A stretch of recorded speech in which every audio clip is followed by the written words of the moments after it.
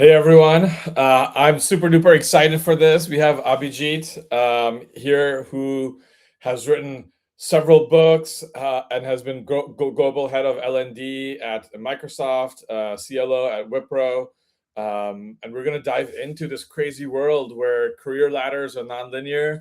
And with AI, there's the great reset. There's so much to dive into. And I couldn't be more excited to have Abhijit on the episode today so that we can get into it. Abhi, it'd be great to maybe just, like do a quick round of intros for you as well. Like, do you mind sharing a little bit about your background? Sure. Thank you so much, Harris, for having me here. I have actually been in the area of talent management all my life. I've been at Microsoft, where I was heading global learning and development. Prior to that, I spent 6 years running my own firm, and now I still continue to run my own firm, where I work with organizations. As a talent advisor, I write books, I do keynotes, and I also, work with individuals as an executive coach. Prior to that, I was the chief learning officer at Wipro. Also had stints at Colgate, where I worked with them for about a decade, working in different countries of the world, in Asia Pacific, and then also at Pepsi. So that's my sort of career. Yeah, amazing. You've been working on learning and development, and talent management broadly before it was even like an official field, right? Like you've written a lot of the books, created the material, done this live. You've seen many many waves of the world changing, tech changing as well. And maybe perhaps the biggest wave is here now with AI. So there's there's a lot to unpack today. Um, and just as an example, every single day I see on LinkedIn someone join, like senior executive or founder joins Anthropic or OpenAI as member of technical staff, like throwing title out the windows and roles and responsibility out the windows in some ways. So it's just very very interesting. uh Curious to get your take as well. Like, how are you seeing the world change? How are the how are the career ladders evolving today? So I think one of the ways to think about it is that careers used to be more like it was like radio stations. If you like jazz, then you tune into one particular station. If you like rock music, you tune into another one. Now, of course, you have careers being done more like a Spotify playlist. You I can love that. Yeah. and mix the genres. You can actually jam with somebody. So that's probably a much better description of what is happening. The second piece, I kind of also think that it's important to keep in mind when work changes. So work, worker, and workplace. That sort of comes together it's all fused together. So as soon as work changes, it means that the skills required to do the work change. So if you suddenly change your career from marketing or compensation to finance or being a pilot, you need a completely different set of skills. So that's what is happening today. As one kind of business model finishes, you now need to have another business model which needs a different set of skills. Employers and the marketplace basically brings these two together. So if there is a need which is felt by somebody, you will have Yeah. so there was no such role as influencer, but there was a need. The market created that opportunity, and now you do have that as a job that many people do. I mean, job not as in they are employed by somebody, Sure. but that work they do. So it's always, if there's a need, you are the person to do it. There's somebody who will pay you for it. That's it. We are off to the races. So like that's changing so quickly, but like for employers, their tools, systems, processes are pretty much the same. And so how should they manage in this world? I think a couple of things to keep in mind. Okay. Organizations are always slower to adapt. Yeah. Reason for that is there are existing people to be taken care of. There are clients who've already signed up. There are skill clusters. There are org designs which are there. Most of it makes it very hard. So you'll find, the startups who are, let's say, AI first. They're born AI. They are AI native. They Yeah. actually a deep advantage over, let's say, large organizations. We are sort of really think about it that you can't move the entire hand. You can just simply tweak a little finger here and there, and that's probably a good start for a large organization. But there are organizations which are startups which can respond very quickly to this. So a lot of talent is specialist talent is going to move outside of the organization. So that I think is one of the big pieces that is shaping the world. And you see a lot more of the talent going independent. And employers are also finding that to be a far more faster solution to this. Yeah, and one thing you mentioned is like there's organizational structure and practices in place, and like so how should employers think about like internal mobility and all of these kind of things now? Internal mobility is something which becomes a massive competitive advantage. There are organizations which do it well. And there are like Unilever or Schneider, they have actually created external marketplaces where you can apply for pretty much anything. BBC does something similar. So there are lots of organizations which are doing it. And then what happens is that you actually get a chance to apply for something which is not necessarily something you've done before. The catch is that when you may have the marketplace, that's the easier part to do. The tougher part to do in any technology is not creating the technology, but adoption. So when you have, Yeah. the managers who can say, okay, this person doesn't quite have the credentials, has never worked in this space, but seems to bring in a fresh thinking. I'm willing to take a bet on that. That is where the internal marketplace actually thrives. So, the places where the organization has created the marketplace, many organizations have. It Yeah. doesn't work quite. The average manager needs to take that bet and say, I'm willing to take a bet on somebody who doesn't have formal qualifications. That's always tougher. But if you see the world around, there are 20 something year old people who are running organizations which are making millions. So, this whole notion that you have to be a certain age before you can run an organization, Yeah. it's only organizations. The world outside has moved. So, there's a parallel economy going already. And like so how do employers think about, there we go, yeah, Emma is here too. Emma is excited to talk about the organization.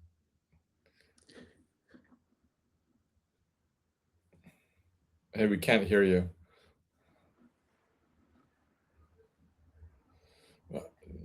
There we go. Like we got to relearn some of the new tools as well. But we'll continue this conversation there. So like the in terms of like the organization question as well. So my next question is like, like there's companies have built all these frameworks. There's the career paths, then there's promotion cycles, there's merit cycles.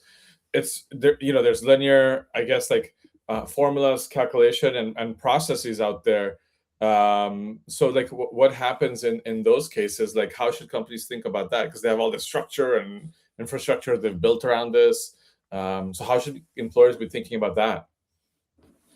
So, the big shift that is coming. I mean, the reason why the shift seems so large is because historically organizations have always, the work used to be done in solid chunks. So everything was, there was an Yeah. event. Learning used to be an event. You go for a workshop twice a year. It was an event. It's become fluid. You need to learn every single day in the work that you're doing, and it needs to be so incremental that you don't even notice that you are learning something new. And yet when you look back over a span of time, you are able to create that advantage. uh, is happening with the reward systems. It used to be that Mm, you annual appraisal. Your performance was evaluated. You got an annual reward cycle. You got an annual bonus. yeah. So work has moved from being episodic, into something which is more fluid, more continuous, and therefore you are able to move around a lot more. So that is really the big shift that has happened. So all the aspects, whether from hiring, all the way to reward systems and learning systems, all of it has to move in a far more fluid manner. So that's the big shift that is happening. Yeah, that's interesting. So like more continuous measurement, more continuous reward, like it's everything's moving to a continuous cycle versus like point in time decisions. And then how do people think about, like, if you're not just thinking about, like, promotion upwards, how are you like, how do employers kind of open up also employees? I think you said, like, some of the younger generation, they think this way too, but for a lot of folks, they think about career ladders. So like, how can employers kind of open this up to help people think about lateral movement, other roles, other opportunities, like really kind of help shape, the I know we're going to go into like the skills, the requirements of the future. So, the simple things that everybody can do. For example, if you create opportunities for people to shadow each other, there is this whole assumption that apprenticeship models are only for those who are starting their careers, that you become an apprentice, and once you get employed, really, we don't ever think of apprenticeships. Yeah.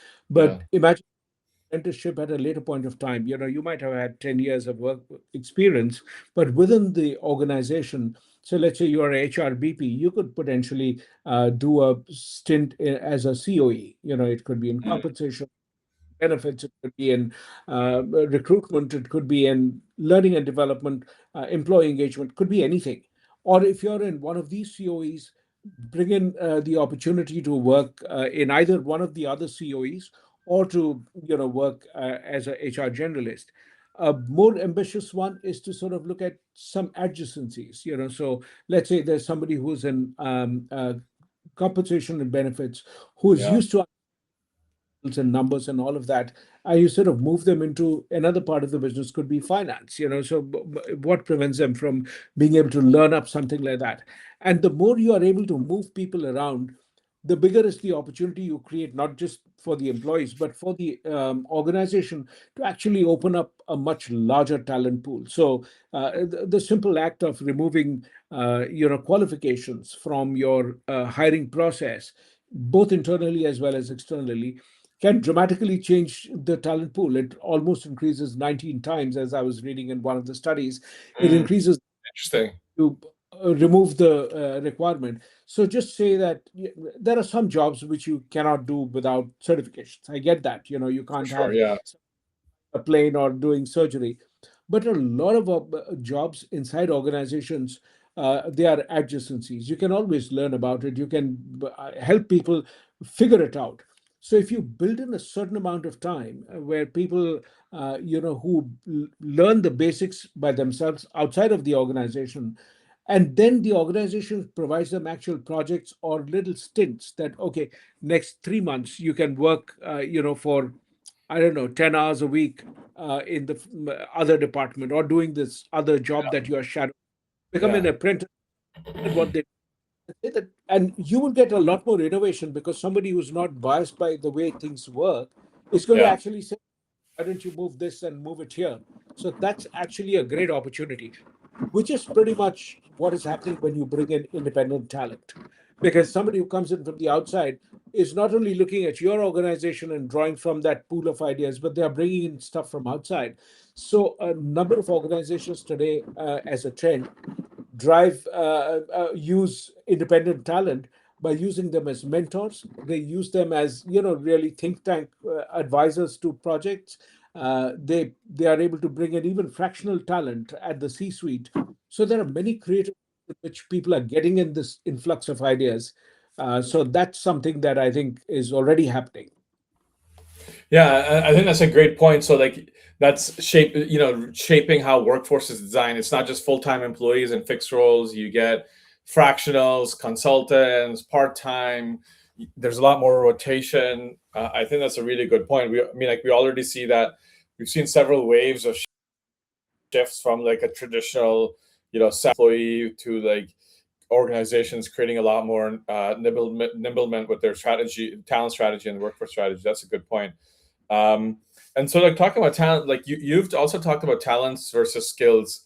And so, maybe can you help frame for the audience, like how you think about that? Maybe even the definitions might be good for some folks, but then like what's the difference and how are those changing in this world?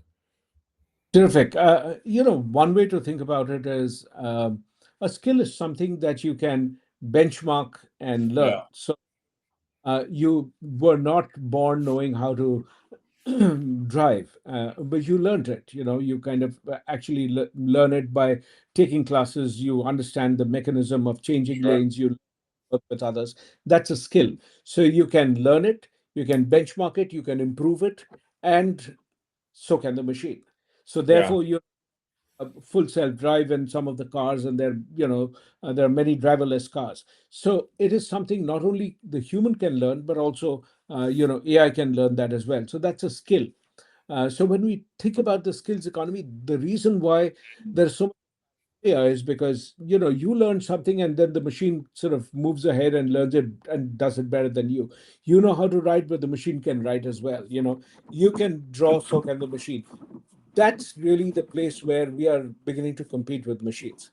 Um, Talent, on the other hand, gives you a great starting advantage. So I think about it like this: that you go to a class to learn music formally, while everybody else is still learning the basic notes and chords and all yeah, of that. Somehow get a hang of it, and you are sort of moving ahead because you are like really 5 lessons ahead of everybody else, and that's the natural advantage. So you'll find that there are people who are naturally better than everybody else in the peer group, than say in sports, in speaking, in drawing, yeah, in anything. yeah, In You can have talent which gives you a head start, but remember that when it comes to talent, anybody who puts in disproportionate amount of effort and repetition and trying it out and gets the feedback and does it actually can improve much better. So think about it. There are a number of examples of you look at the Olympics. Every year, when you go back from the Olympics, you've already set the world record, and you've said human ability finishes here. It can't get better. This is the world's best. 4 years later, somebody has worked and said, okay, that's the benchmark I need to improve on. So yeah, that's skill in practice. There is a third element which I think is now going to, in this world of AI, which sure. is there's a there's no exact equivalent in English, but there's a Persian slash Hindi Urdu word which is called hunar, Hunar. Yeah, So is like, imagine spelling lunar with a H, so that's what it is. What it means is you bring in your own life experiences and use that to shape the work that you do. So for example, the story is about how Hitchcock drove his own understanding of fear as a kid. He got very scared on a couple of very defining moments in his childhood. He brought that fear into the way that he told stories. So his stories about mystery and fear were never the obvious way in which most people used to tell stories like that. He would actually interesting. never read the sentence. He left those gaps, and it was in your imagination that you filled in the gap. That is hunar. But you are bringing your life experiences. Or Roger Federer, for example, played bunch of different sports. He was Yeah, a wrestler, he ran, he played basketball, and actually created a scenario where he said, I'm good in tennis because I did all these sports earlier. So it wasn't wasted. He just brought in all those things into the work that he did later. So the result of that is, one measure is, when he started to retire, his opponents, who should have been happy that okay, he's not going to play anymore, that's one less competitor, they actually cried. I mean, Nadal cried when Federer was retiring. So that's what Hunar does. It makes you change the audience or change your competitors. The other person changes because of the way you practice the craft. So that's really where uniqueness comes.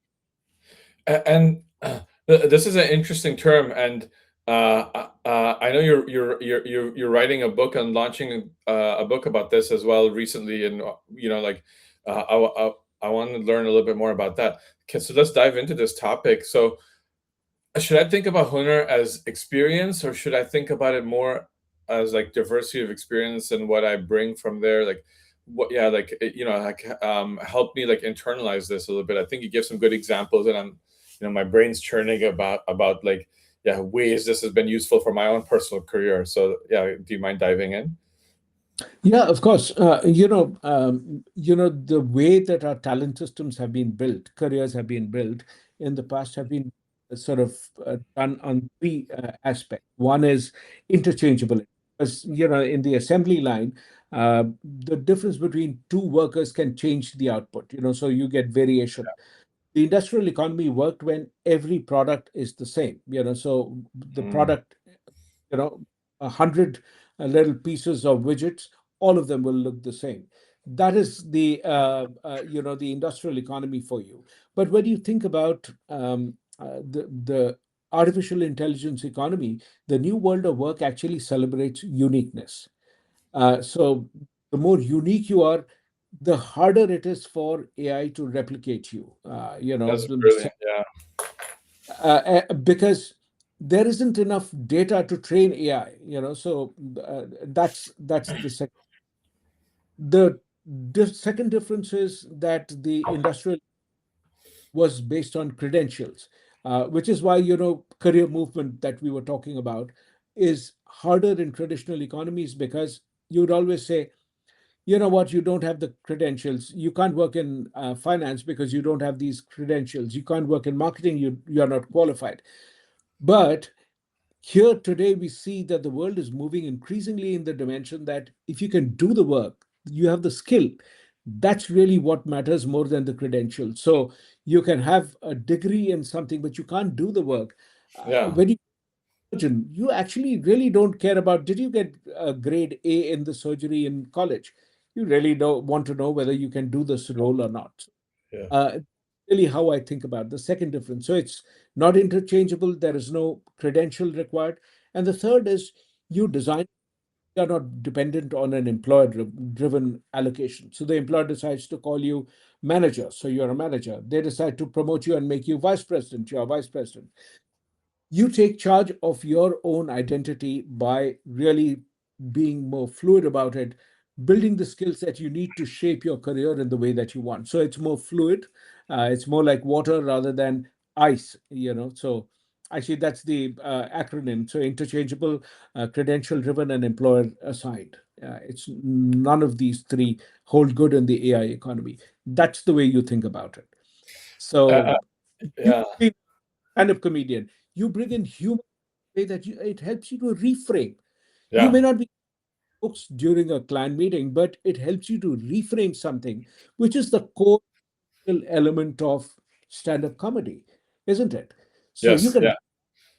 that's your creativity. And so you can do this work in a uniquely different way that nobody else can. You can help the client reframe the scenario. Yeah, I mean, like my brain is just churning. Like it feels like a great unlock the way you framed this. Like, yeah, super excited. It's especially in the world of AI, like a lot of like the domain skills and things like you were talking about investment banking. Now I can build a financial model so easily, like a basic model using Anthropic. I put together a lot of board content and investor updates using that, right? Before I needed like finance skills, accounting skills, and and now like my ability to see like my worldview, like my unique insights, like those are the things like the taste making, all of those things are kind of what's standing out, like and so yeah, I think that's absolutely I think amazing framing. Maybe to dive into this book really quickly, and I know there's more we want to cover also is, so what made you like think about honor and like the kind of because everyone talks about talents versus skills but doesn't talk about this piece of it. Like what was your inspiration or aha moment, and like yeah, what are some of the things that you're putting in your book about this as well? When you think about traditional talent management, which is where I've spent my entire career, you're always thinking about skills. What makes somebody more successful? So they have, we've talked about soft skills or people skills and hard skills. Yeah, So something like knowing how to code is a hard skill, not because it's difficult, but because that's the way it's classified. Whereas all the things which are intangible, like the way that you talk, the way that you engage with sure. people, so we've had these two buckets all the time. You look at a lot of the work that's been done by people like Howard Gardner, they talked about intelligence. We have multiple Yeah, intelligence. That was actually the trigger which made me wonder that how do I sort of really start enjoying the work that I do? And I found that when I'm in talent management, I need to find extra time to do, the sketches that I was so fond of doing, or my writing. I used to enjoy writing yeah, nonfiction, so all of that. So I said, okay, here is what I want to do. So when let's say I do presentations, I illustrate them with the cartoons that I do, or I create sketch notes and do all of that. If you go onto my LinkedIn newsletter, the illustrations, the cartoons, the banner posters, all of them are done by me. So I don't need to. It's part of my work. It's unique because there are hundreds of people who can write more about talent that I can do, or who can draw much better than I can do, sure. or who can speak better than I can. But this ability to combine this writing understanding of talent management, so the judgment Yeah, based on the relationships that I have with my audience and my interest, my hobby of sketching and writing, yeah, all of absolutely. that, it creates an unique combination. So a lot of times when people say, "What made your follower count grow?" This is what it was. It was actually the insight that came from combining what would have been outside of my professional frame of reference, bringing Sure. that into my opportunity for me in a fairly unique way. Okay. Yeah, no, that's good. Let's switch gears. So, how to help people pivot and change and evolve. And I think you have this 4R framework of retain, retrain, return, and reimagine. Can you talk Yep. about this framework and what that means? So, the context of this is I was recently speaking at a conference where the theme was the circular economy, and Yeah, everybody was about how do we recycle material, how do we recycle plastic, how do we, and the claim that I sort of made there was we think about recycling and reusing so many things. yeah, The only element that is a single use plastic is the human talent. We yeah, never think how do we sort of make people's life more meaningful, work more meaningful. So I sort of looked at three things. So how do you sort of view retaining talent? How do you retrain talent? How do you let's say return talent, which means like somebody who's your alumni, how do you yeah, bring them? And last of all, reimagine. So return, retain, um, return, retain, retrain, and reimagine. It's a yeah. bit of a but these are the four ways in which you can do it. So that's really what I spoke Okay. about. The different ways. Each of these can be done by organizations. Okay. And then, another thing you've talked about is like there's six main skills that matter in this world, right? And can you talk about that? What are those six skills? Maybe let's go through them and, for our audience so they think about that too. Sure. So, when you look at there are three broad factors which determine why we need to learn these meta skills. One is that, human beings are living longer. If you look at statistics everywhere, human beings are going to live to be close to 100. And in which case, we will need to work not just for the money part of it, and maybe, if you think about it, the richest people in the world have not stopped working. They actually continue to work very hard. So even if we live to be 100, maybe you might want to continue to be relevant, Yeah. not just relevant for a longer span of time, not retire at whichever age you had in Yeah, mind. sure. And the third element is the half life of a skill is dropping dramatically. So what are the things you need? the first skill, and this is in my last book, Career 3.0, where I said the six skills. How do you learn what formally taught? And this is probably the biggest, skill that I'm talking about. The second is, in order to deepen your skill, you need to be able to teach people, so become a peer educator and run your own YouTube channel. A lot of what you are doing, for example, is actually that you're through this process teaching many other people what to do. So, can you learn what you've not been taught? Teach others. Three, in order to teach others, you need to become a better storyteller. So, how do you build your storytelling skills? The fourth is, if you are doing these three, how do you build a stronger brand so that your personal brand is built on expertise that gets people to understand that they need to work with you? So that's your fourth skill. The fifth skill is, how do you become part of different, diverse ecosystems? One way to think about it is, inside an organization could be other divisions, could be other geographies where you're operating. Or if you're operating outside an organization, think about the skills. How do you bring in your skills into the work that you do? All the skills and all your hobbies and all of that, working towards the hunar concept. And the Yeah. last one, how do you build your skills portfolio, much like the way a VC does? Invest in something which you are already good at, grow that, keep that going. But also, think about what do you do internally so Yeah. that you can invest in the thing that is going to fuel you maybe 2 years from now or maybe 6 months from now. So build it like the VC thinks about a portfolio. So build a portfolio of your skills. And how is how is this changing in the world of AI? Like, is it pushing people to retrain faster? Like, what should employees do? What should employers do in this world of AI when it comes to the skills?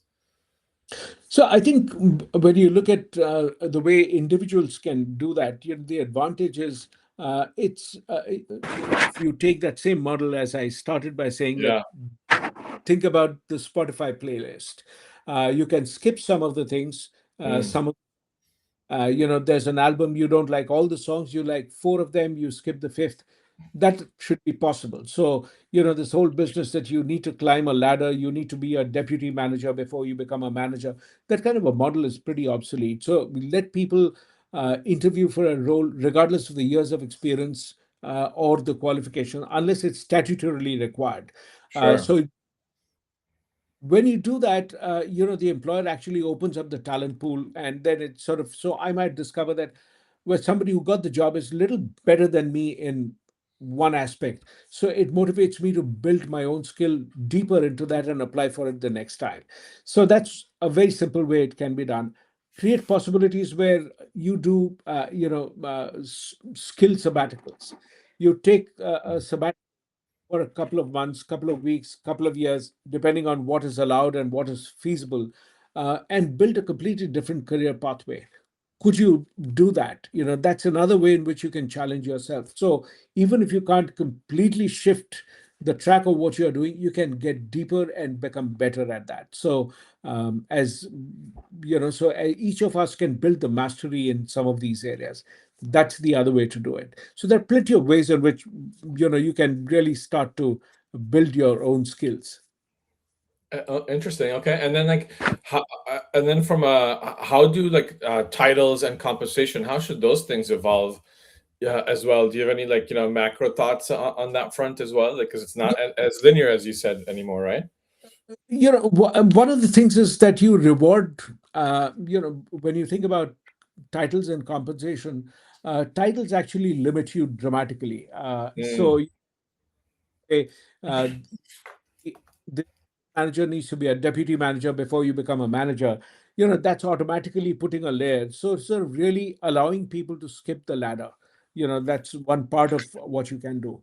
Alternatively, if you think that's too radical, you cannot do that, it's going to cause mayhem, then I think the other easier way to do Yeah. it is, can you encourage people to actually teach the skills, reward people for teaching, so that deepens your own skills, and it widens the talent pool in the organization. So people who contribute towards improving the talent pool and of the organization should be rewarded a lot. Periodically get in outside talent, to come in and work as mentors, to work as innovation catalysts. So think creatively about how you will bring the world outside into the organization. One way to visualize it is to say that, the world we used to have in the Yeah. industrial, like a fish tank. It is enclosed and you can sort of swim within that. You can do whatever you want to, but you are in the fish tank.